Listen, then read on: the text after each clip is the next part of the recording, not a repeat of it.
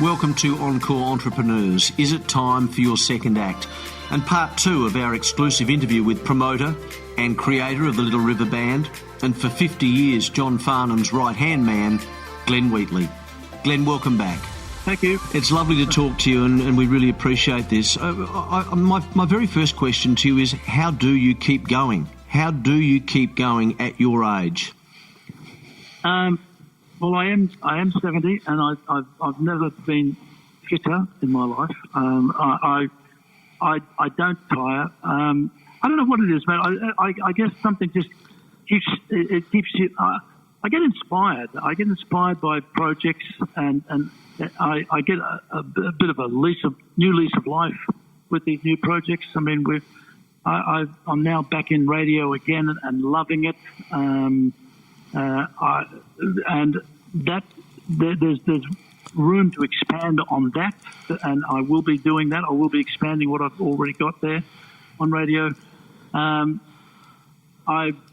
guess I get inspired with management of people like John Farnham, because put together a tour with John is like nothing else. I mean, this man is the most generous performer I've ever seen in my life.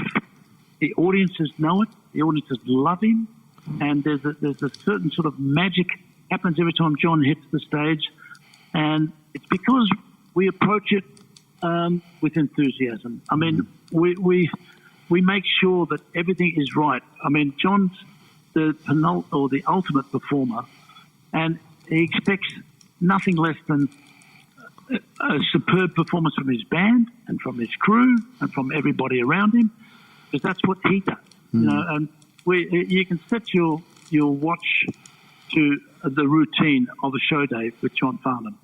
He puts himself through the routine tirelessly every time. We get to the venue early. He wants to feel the room. He wants to feel what the audience is going to be like. He makes sure that when the band get there, we'll do a sound check sometimes for an hour. He doesn't need to do this, but he does. Because it's all part of making sure that it's going to be sounding right and looking right, and giving the chance for everybody to get their act together. And before we go on, it's an alcohol-free zone, no drinking with anybody, because, you know, we're at the office as far as John is concerned, and you don't drink at the office as far as he's concerned. And by the time that he hits that stage, mate, he is firing. He is running. And the audience know it, and they're with him right from the word go, you know. And it's an extraordinary effort from him and everybody, and we control this thing to the nth to make sure that the audience leaves there going, "Wow, yeah, that was unbelievable," and it generally is unbelievable. I mean, we have support acts that come and see us. I mean, the big names, and they stand on the side of the stage and their jaws are on the ground. They can't believe what this man's doing to the audience, you know? And that sort of is inspiring to me. I mean, you need these little pickups along the way. You know, if you start to get into a routine sometimes, you will lose the enthusiasm or the mood, the will to keep going or keep getting better.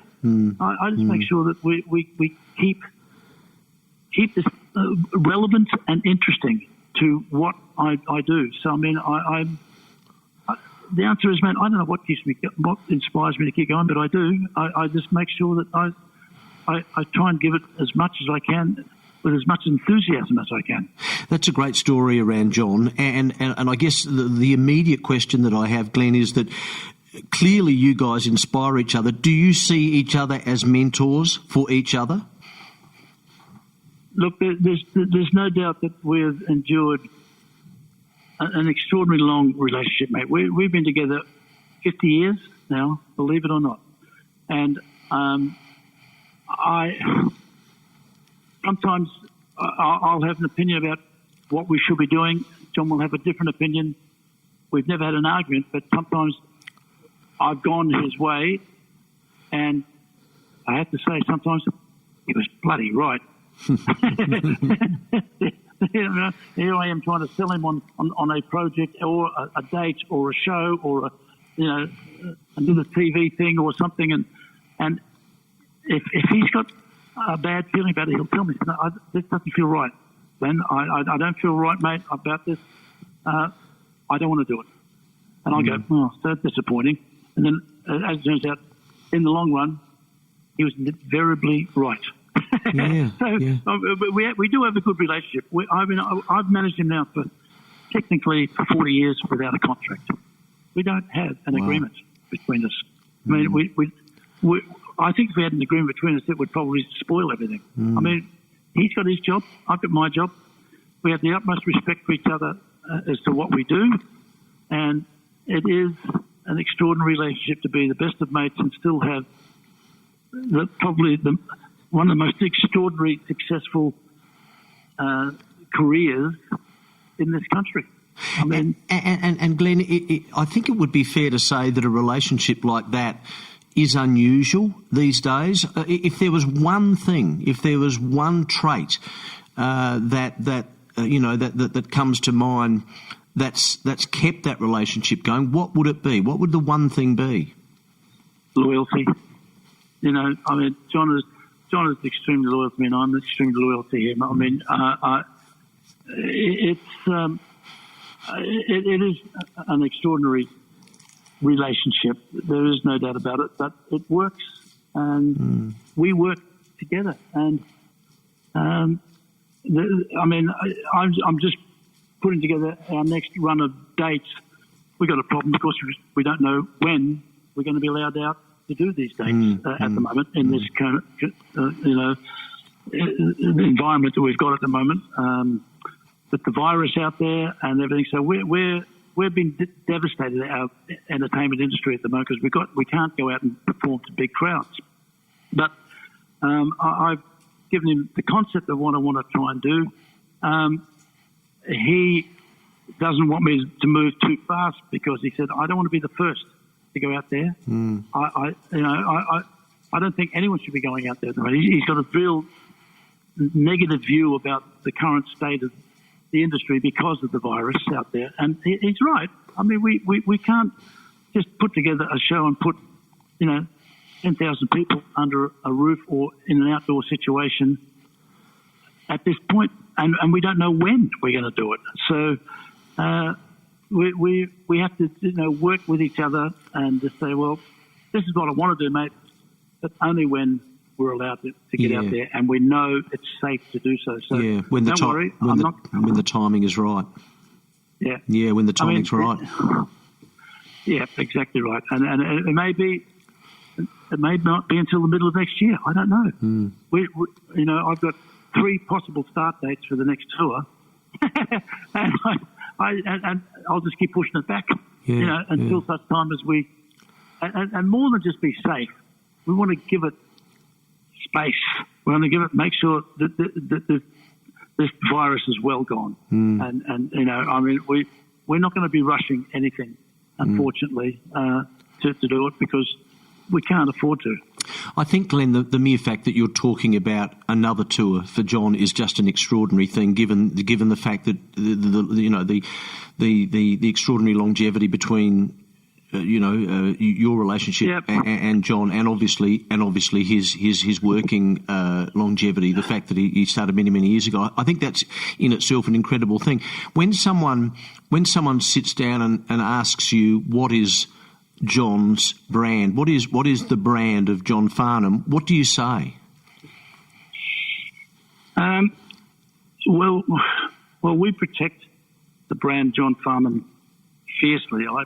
Very fiercely. I mean, we don't like to see him taken advantage of in any way, shape, or form. And there's been some situations turn up when we've had unfortunate situations where a lot of these rallies that are out there, and some of them we totally disagree with, are using "You're the Voice" as their theme song. Well, that's a red flag and a bull in front of John and me. I mean, you don't use "You're the Voice" for anything. I mean, it was, I'm not talking about the current, rallies, because we all support everyone's right to protest, and we'd never ever have got a problem with that. But there are some of the left-wing protests that we found, obnoxious. I mean, there was, there's almost, the extreme right that are too extreme for us. And they're using "You're the Voice" as the thing. Sorry, guys. So but his brand, the Farnham brand, is something that we do preserve. The Farnham brand is all about performance and honest performance. I mean, John doesn't know how to sing out of tune because he concentrates on it every night. He makes sure that he is on, and his brand is the fact that he'll never lip sync anything. He's real. John Farnham is a real, honest, hard-working performer. Which is a little unusual these days too, Glenn, isn't it, with performers? Well, some of them, I mean, I look at some of the shows around and I think, you guys just got to try harder. You're not putting enough into this. You're too lackadaisical. You look terrible. You're not even concerned about your appearance, your presentation, and your songs are mediocre. There's not a bad song in John's set. There wasn't a bad song on Whispering Jack. We made sure of that, mate. We spent time and effort to make sure we had the best of the best. And the number of songs that we rejected, there had to be 1,000 songs we rejected. You can't afford to have a soft spot anywhere. That's attention to detail, isn't it? Yeah, but you also got to approach everything as though it's your last chance of doing something. Every show is important. Every performance, every interview that you do. I mean, I want to shake some of the performers I've seen. I mean, some of the young kids that come on and do the arias, and I see that and just swagger on stage, and they're dropping the F word, and they're doing this, and I mean, you're not cool, you guys. That's not going to get you longevity in this business at all. And let me talk to you about longevity. Farnham, one word. Absolutely. He's done it because he's never put in a bad performance. He's never and never will. Glenn, that's an interesting point you make. And again, an obvious question that springs to mind is, in a general sense, how do you think the media has handled and reported on John over the years? Are you happy with it? Have there been ups and downs? Has it been poor? How would you judge it? Because again, that is so important, isn't it? Look, it is. I mean, it's hard to have any of the hard-turned line critics turn up to a Farnham show and have them leave with too much bad things to say about it. Because there's not a lot of bad things about a Farnham performance. I mean, it's energy plus. It's dedication to every detail of the performance. This may not be everyone's cup of tea. I mean, John had to live down the Sadie the cleaning lady days ever. I mean, but he makes fun of that song. Yeah. He still comes out and does it. Well, he had to start. He had to start somewhere, Glenn, too, didn't he? But that's exactly that's what he said. He said, he makes fun of the song and he'll send it up and he'll play a little bit of it on stage, and the audience love him for it because it's self-effacing humour that he's just going, mate. He ends up by saying, I can't disrespect the old girl Sadie because without that song, I wouldn't be here. It's just not the best song I've ever sung. You know what I mean? Yeah. And again, the audience doesn't go, they laugh. That's a great point. Philosophically, without that song, John may not have been born the entertainer he is. He wouldn't have been. Yeah. And there's no doubt about it. But that, as he points out, wasn't the best song he's ever recorded. But, Glenn, an unusual question perhaps, but if I was talking to John now and I asked John to describe you, what do you think he'd say? He'd say we're like brothers, and we are. I mean, we have disagreements sometimes over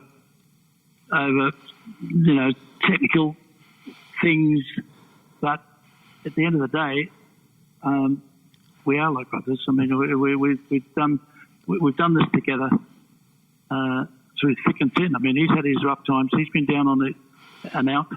I've been down and out, and he was there to help me, and I was there to help him. And we've both had pretty bad times in our lives, but we're both still here to show that we've got a lot of life left in us yet. At your I say even at your age, I guess these days 70's not that old. Talking, and look, it's a good segue, and I've got 2 or 3 quick questions for you to wrap up. And I think, and I feel these are important questions for those listening.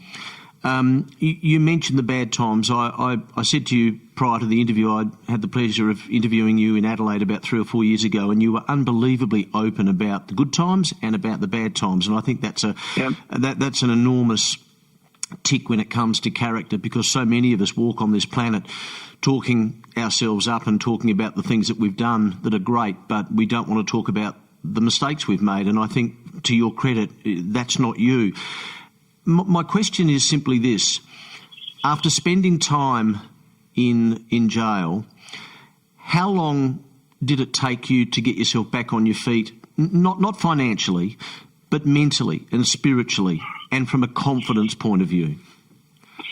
I suffered when I say suffered, I struggled for at least 6 months after I was released.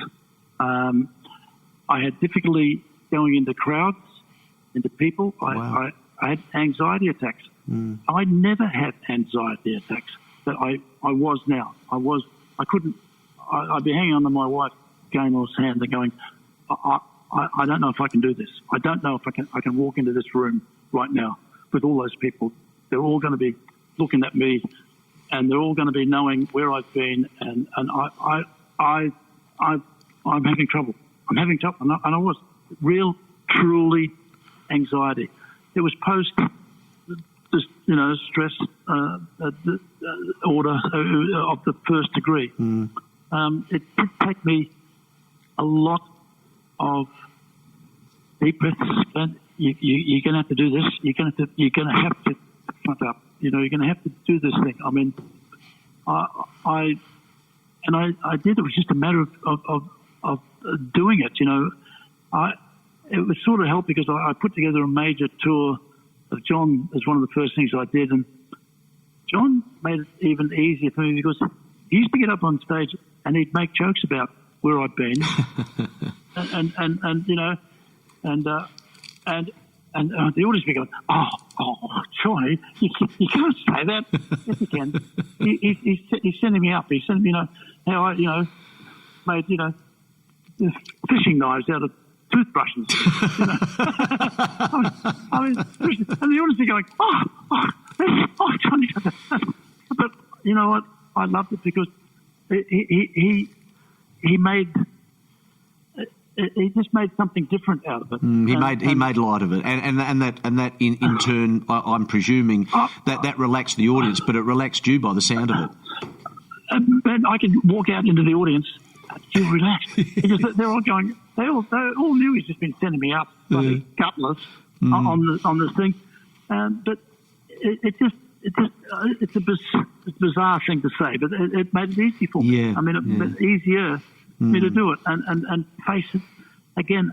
Man, I really did have a battle. There's no doubt, and I had to fight very hard to get myself back on top. I'm 100% okay now and have been for years. I mean, it's been over 10 years now.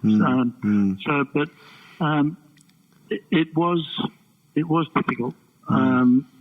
But I did get a lot of support from people as well, because most people would say I didn't deserve to go. I mean, I took the rap for a lot of people. It was a personal thing with the tax department, I have to say. They had me and Paul Hogan in their sights, and every time that these people had a chance to talk about it, Wheatley and Hogan got a name check. Yeah, and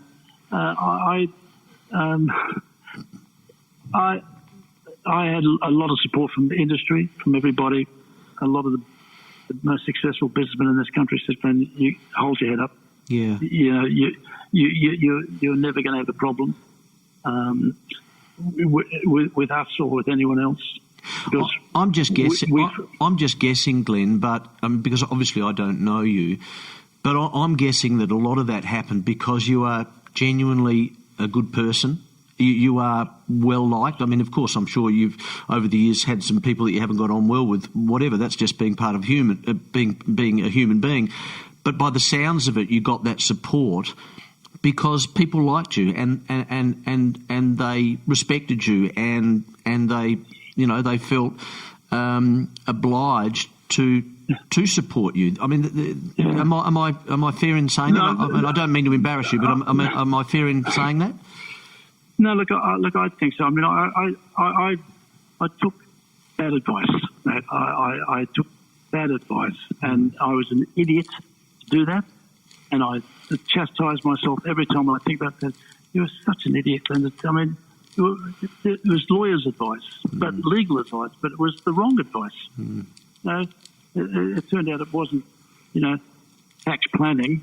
It was tax avoidance.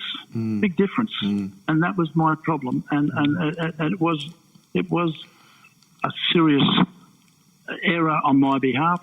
I blame myself for the situation I got into, but I probably didn't need to get a jail sentence.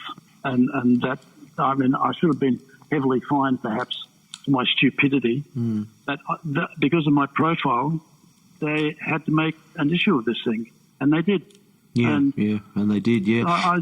Glenn, and just a final point on this, and again, I think this is going to be really invaluable for those people listening who have done something in the past that they've regretted, and it may not necessarily be at that level, it may be even at a higher level.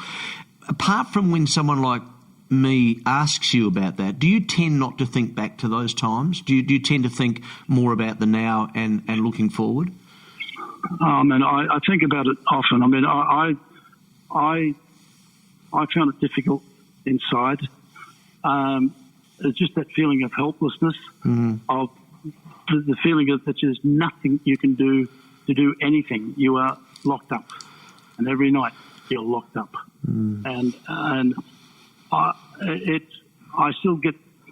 I say to people, the willies sometimes. Thinking about it, I get the just get rid of it. That thought, and just don't go back there. Don't go back there because it wasn't pleasant. I mean, it was tough for me because I had a profile inside, and you become a target. Yeah. And yeah. I was a target, and I didn't get hurt, but I came very close. Well, for no reason at all. Yeah. But just bragging rights to these guys. Absolutely. Yeah. It's. I mean, I can't even. Imagine how difficult that would have been. And one quick question to conclude this part, but obviously from a support point of view, Gaynor was there for you all the way through and the family, but how important was that? How much did that keep you going? They did the 4-hour trip to Beechworth every weekend. 10 months. Wow. I mean, and to have them there every weekend, I mean, was extraordinary. My kids, I used to say to them, "Oh, look, don't waste your weekend in Beechworth. Stay in Melbourne." And they wouldn't wear it. I said, "Are you serious? The weekends at Beechworth are what we do now. This is it. And I'm happy to say I'm still the most happily married man ever. My wife is the biggest supporter. I mean, she's the biggest supporter. She's a director of all my companies, all my new radio stations that we've got, and they, everyone loves her, and I love her, and the kids, what can I say? I mean, they're absolutely 100% with me, and I'm a very, very lucky man. I mean, I've got a very happiest of home lives ever. And the support I've got from people like the Farnhams of the world and my family, and generally everybody I do business with. I mean, I haven't suffered with that downturn. In the long run, it affected me in the short term, but I'm well and truly on top of it now, and absolutely enjoying what I'm doing even more so. You bounced back magnificently, and that was one of the reasons that we wanted to speak to you. I have one final question for you, and I think it's important that we cover this because, I mean, with my research that I did on you, it became evident that you are not a taker, you are a giver. And I relate that question to the fact that, you made an enormous difference around the bushfires and the drought. Can you just explain to people what you did there and why you did that? It really affected me hearing the problems that these farmers were going through, and I saw it firsthand. I actually saw this firsthand, and I just had to do something. And I said to John, I mean, we got to do something. John put his hand up and said, mate, I'm there. And every act that I put together 2 major shows called Hay Mate, and it was about getting hay and water, supplies, a little bit of cash for the farmers that were doing it so tough during the drought, and they were doing it so tough. The first hay drop that I did from the result of that Hay Mate concerts that I put together, I was in tears. I mean, I'm watching these farmers, these big burly farmers, come up and hugging me and going, and they're crying. They say, Matt, I can't believe I'm looking at this hay. He said, last week I couldn't afford any of this, and you're telling me now that I can take as much as I can on my truck for free? And I said, mate, I'll help you load it onto your truck. You take as much as you possibly can get on there, because this has been paid for by the people of Australia through the event that I put together, and it did put me to tears. I mean, it was extraordinary, the hardship. I mean, they brought their little 4-year-old daughters, and they're pointing at kids and saying, this kid's never seen rain. She doesn't know what rain is. I try to explain to them, and they don't get it. Wow. And they're dressed in rags because they got no money. They were doing it so tough, and so it was something that I just had to do, and everybody, all the actors that performed with me, the Daryl Braithwaite, the John Stevens, the Farnhams, all quickly put their hand up and said, mate, we've got to do it. Yes, we do. And when at the end of the day, I raised over those 2 concerts, almost $9 million out of those 2 concerts that's gone towards helping these people survive, literally helping them survive. And in a lot of cases, the people have said to me, you probably stopped, my old man from topping himself. There's a lot of suicide out there in these farmers. I mean, it's extraordinary how they think that it gets to that level. But it does. They can't see a way out. There was no way out for them. And so I'm very, very happy to have done it, mate. It's just something I had to do, and I'm very proud of what we've done. Well, look, that's just a wonderful thing, and giving back is so important. And Glenn, I thank you so much indeed for sharing some very intimate moments of your life on this podcast. I know that it's going to inspire a lot of people. You've inspired a lot of people over the years. You continue to do it. Your discussion around your close relationship with John is just so inspiring. And I think it's a lesson to all of us that we have our ups and downs, but you have a choice. You either keep going or you don't. And you're a great, you're a great advertisement for someone who says, nope, I'm just keeping on going. I am going to continue on, no matter what the challenge is. And there's no one that's had a bigger challenge than you, as you mentioned 10 years ago. Thank you so much, Glenn. I really appreciate it. It's a pleasure, and a pleasure talking to you. Thank you, Mark.